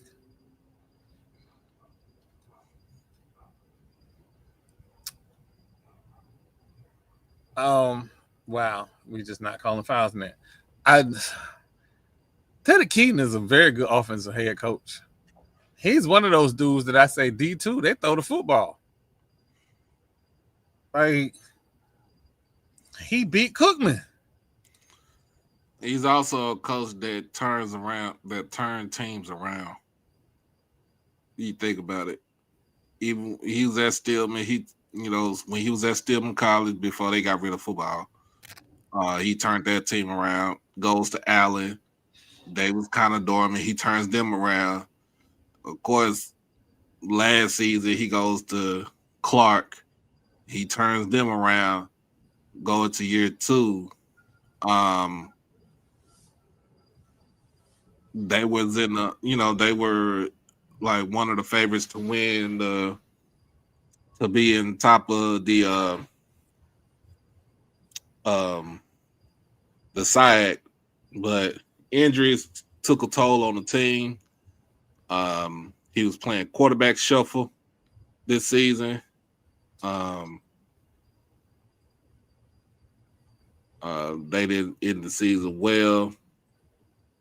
I don't know if this, I don't know if he's leaving the school on his own volition or he's been let go. But like I said, it's speculation. I think, and if you see the letter, they say he wasn't let go, but that he's no longer part of the football program. Sometimes they'd say, yeah, that means that he was fired or maybe he's leaving on his own, his own free will. And look at that other jobs. But let's talk about the jobs that's open right now. Bowie State is open. Savannah State is open. Howard just became open. Let's talk about that. Howard just became open because Larry Scott is taking. He's going to be on the staff with Golish at Auburn University. He's going back to be a tight end coach. He's going to be a tight ends coach.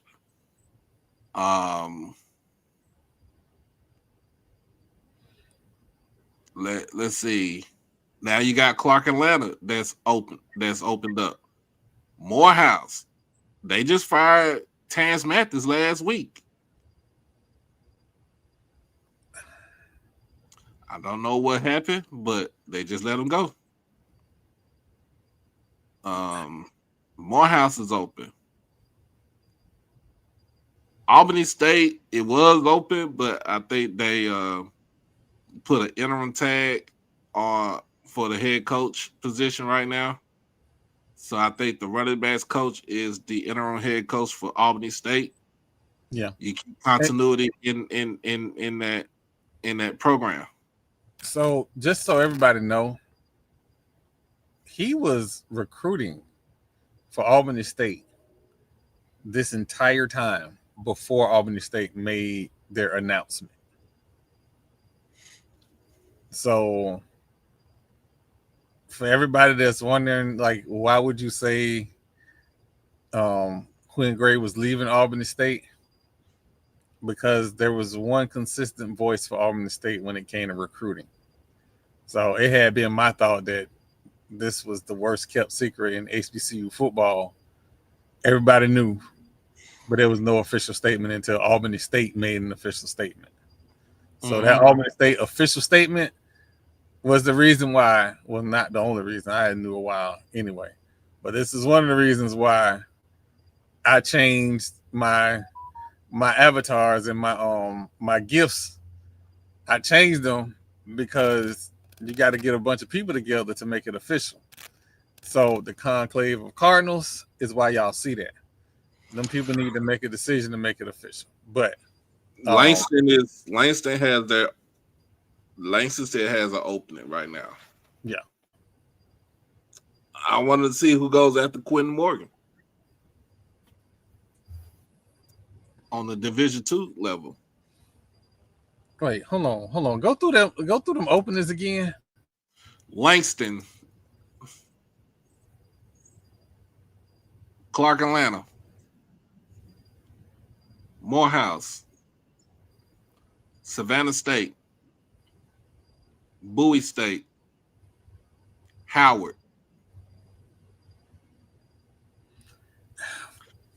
You know, there's a question mark for Grambling. Yeah. The Sutter job. Remember, the Sutter job got filled by Marshall Falk last week, and Marshall Falk is going to have a lot of money to play with to get his coaching staff together. Not only they about to pay this man $1.2 million for combined for 3 years, he also get almost $1 million just to get his coaching staff in place. You know, I don't know nobody. I don't know nothing about nothing. But you need the best football minds that understand college football and not necessarily just NFL head coach or NFL coaches. Because we've seen in the mountains that ain't necessarily working. So, I don't know. For some reason, I thought Morgan. I don't know if Morgan State's coach contract expires soon, but some reason I thought his contract was expiring soon. I think his expire next year. Next year, okay. Banks said they haven't done anything. They good, but I think his contract expires. Okay. Next year. Well, you know, this whole coaches carousel, it's crazy. Like,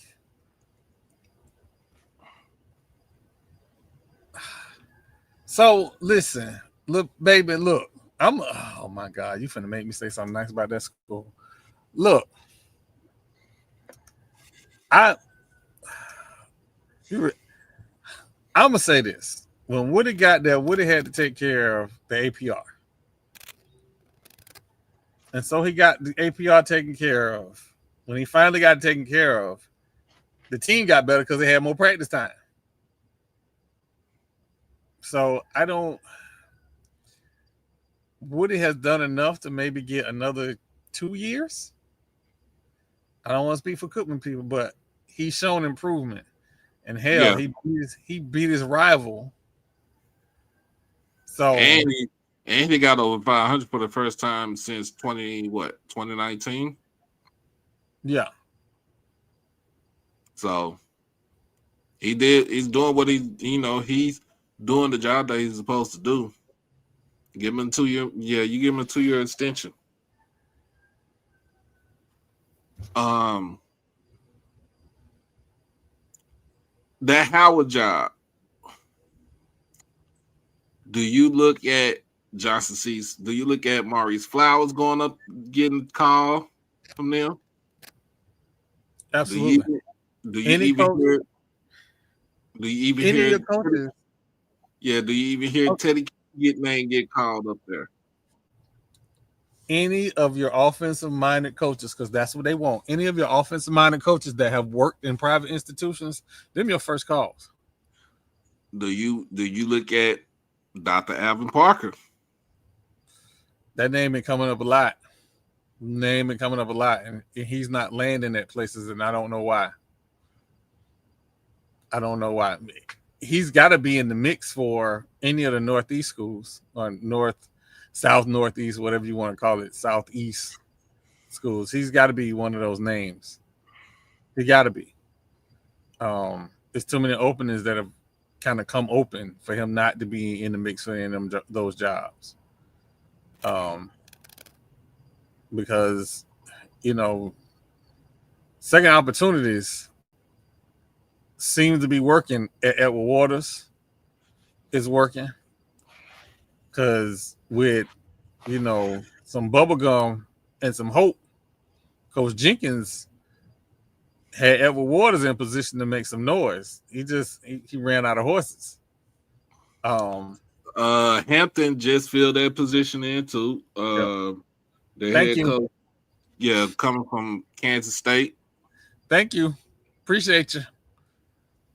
That had a whole lot of people scared. Thank you. I don't know why people were scared, but thank you. That put the rest of a lot of stuff. What I really put the rest of a lot of stuff is that West Georgia's opening. That'll put the rest of a lot of stuff, but it is what it is.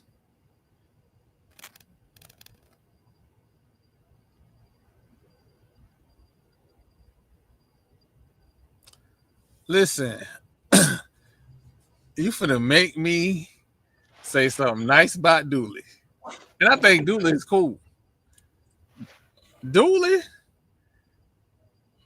coached his way around a quarterback who was determined to throw interceptions. And did a very good job with that kid early in the season. So I take my hats off to Dooley. Absolutely take my hats off to Dooley. But I think I want to make sure we hit everything. Knicks, what are you doing? What are we doing? And if y'all think Andrew about to go on P4, he's not going P4. Look for him to go G5.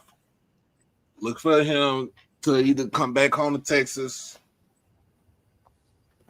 or, like I said, go up the road to Birmingham or. Based on what I'm going to tell you, based on what I was told, there's a component that needs to be added because he still needs some work done on his shoulder. He's going to need to be at a program that their athletics are mixed in or has a close relationship with their medical school. So the reason that Florida State became one of those places to talk about is because the athletic program and the medical school are simpatico in a sense where they have some very good doctors that work in the medical school and work for the soon to be hospital. So they can repair. I don't want to speak out of turn because if I go too far, I say too much. But they have the ability to repair his injured shoulder. I don't know if Willie got a QB. I honestly don't know. But here's the thing with Willie. Willie quarterbacks are a little different than Andrew Body. Just a little bit. Willie prefers them just a slight bit taller. But he might do well down there. He do well down there, and we can get Willie in Tallahassee. That'd be great. It might not happen, but that'd be great. So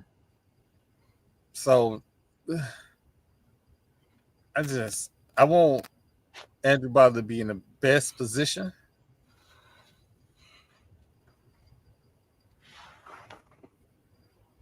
I don't know about that boxing match, Doc.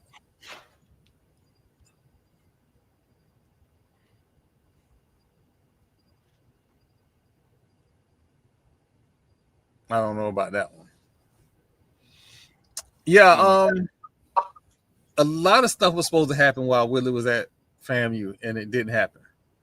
And again, recruiting. We're in this new era of college sports. You got to have you a GM, point blank period. Mm-hmm. you got to have a GM. So, but I ain't gonna I ain't gonna hold y'all a whole bunch longer. I want to say this. Thursday there won't be a podcast. I will give everybody an updated schedule on Friday. My goal is to be able. I podcast from the wonderful solitude of my tent outside. After I have this surgery, I don't know if I'm going to be able to make it. So we're gonna see. We're gonna see. I'm sorry. I don't know if I'm going to be able to make it or be allowed to come out here after I have surgery. I'm going to say it that way. So we'll do an updated schedule. After that, I would love to be able to talk about both the NCAA playoffs and the upcoming football playoffs. That's this weekend. Yep, that's this weekend. Long as that school in Daytona, I'm sorry, that's school in Daytona. That school in Coral Gables, long as Coral Gables HOA lose, I'm straight. Texas A&M versus Miami. You said it right. Texas A&M versus Miami. You got Alabama versus Oklahoma. You got James Madison and who do they have? That James Madison matchup is crazy. But I like it though. I don't like that the Ibis are in. But the fact that in the last game you got Tulane versus Ole Miss. Ole Miss. Tulane got a shot, man. Tulane do have a shot. James Madison played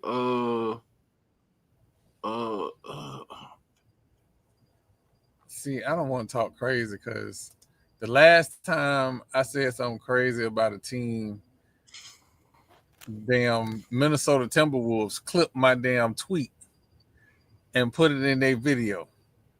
Oh, James Madison played Oregon. Oregon, yeah. Yeah, they got to fly cross country and play Oregon Saturday.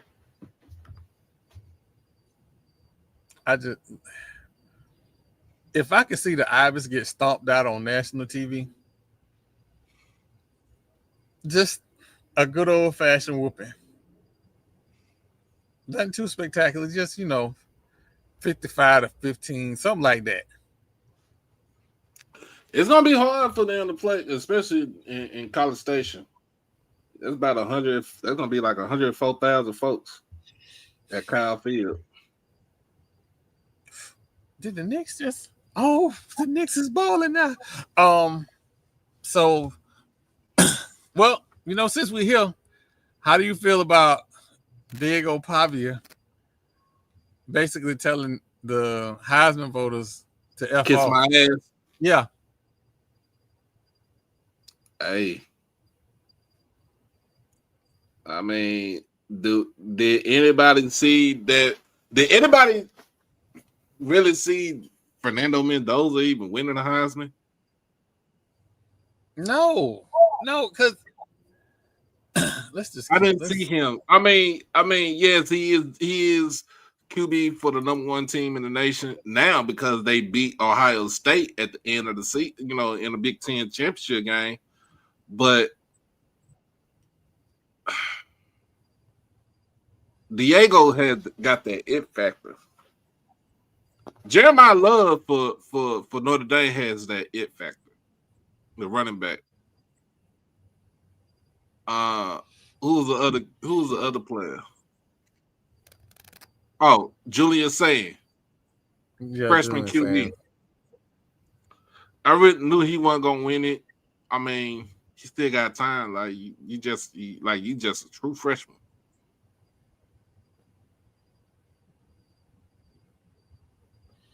Wait, am I missing something? Okay, here we go.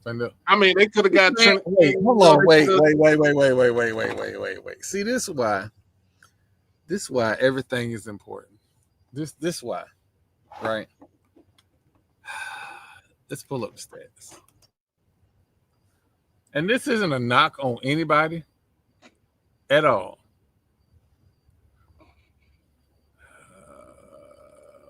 Let me pull up the Vandy kids numbers. What about Trinidad Chambliss? He could have been in the. All right. So we here. Let's talk about it, right? Fernando Mendoza had 2,980 yards, 33 touchdowns, 6 interceptions.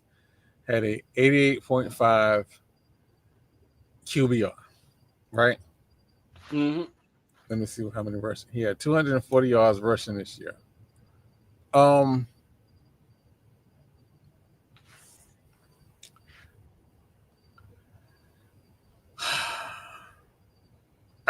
not trying to be disrespectful. I am not. But at some point, you have to be special, spectacular to be a Heisman winner. But this season was so average. A dude with less than 3,000 yards passing and less than 300 yards rushing won the Heisman. I'm about to say because Diego had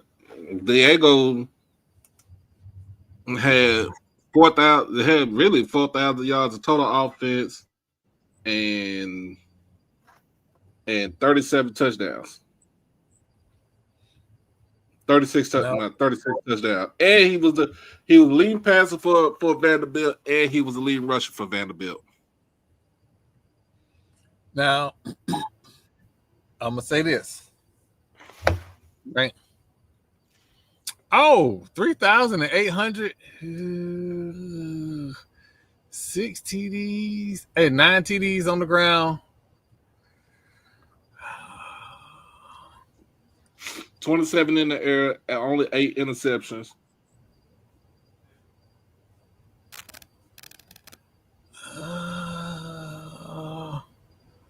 Completed 71% of his passes. Nah, I get why Diego was pissed. He was better than all the QBs that was there. As far as throwing the ball and then running the ball, shoot, the only thing running the ball, Jeremiah Love was the better rusher. But he's the running back. Oh man. Diego has 4,018 yards of total offense and 36 touchdowns combined.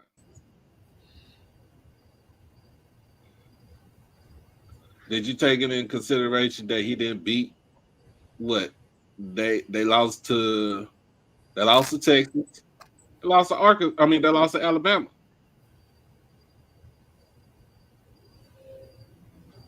We gotta figure out a standard, an absolute standard for the Heisman.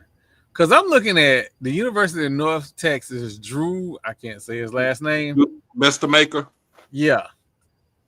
4,100 yards, 31 interceptions. 31 touchdowns, 7 interceptions. I don't know why his QBR is 74.8. Don't understand that at all.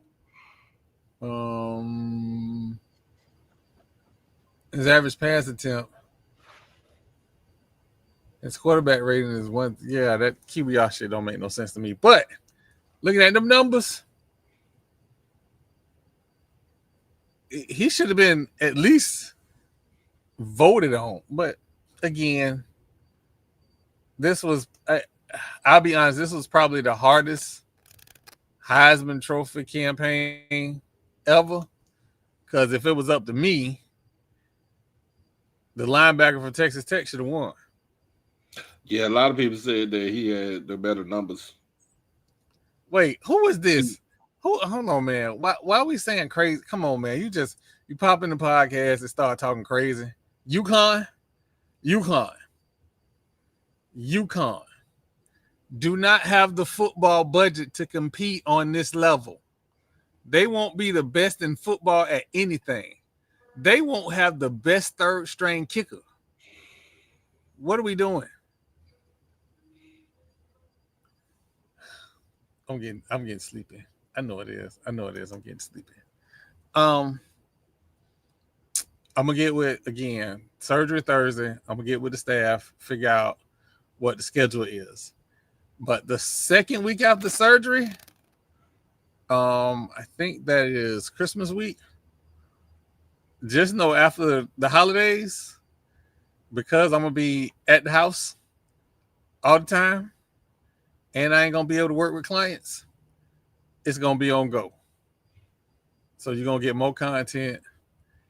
You're gonna see some rebroadcasts, some older podcast segments, or some older podcasts. You're gonna see some rebroadcasts. We're gonna give you the whole kit and caboodle. So when we step into the new year, heavy. Still working on some ad sponsors. So by the time the new year roll over, knock on wood, we'll have some people giving us some money, and that'll be important because these trips ain't free. They cost money. And since people was complaining about the media didn't show up to the Celebration Bowl, we're gonna try and get this money up so we don't have the excuse. Also, never book Frontier. That's my TED Talk. But for myself, that holiday, I think Marlo fell asleep on us. Marlo, I did not.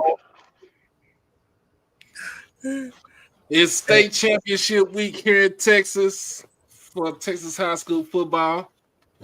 It is also my fraternity's centennial anniversary today, so we celebrate. So I had to break out my jacket. I ain't, it's about 20 years old.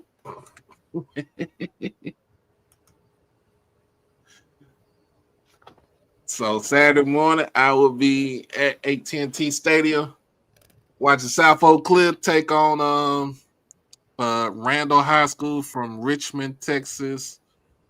And then you got the 3:00 game, which is Duncanville.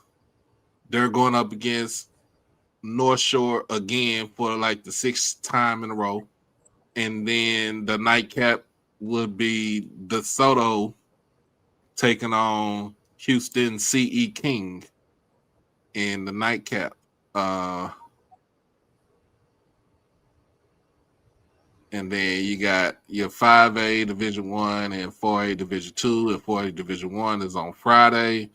So state championship week starts tomorrow. So all the schools are coming in from 6-man football all the way to 6A football.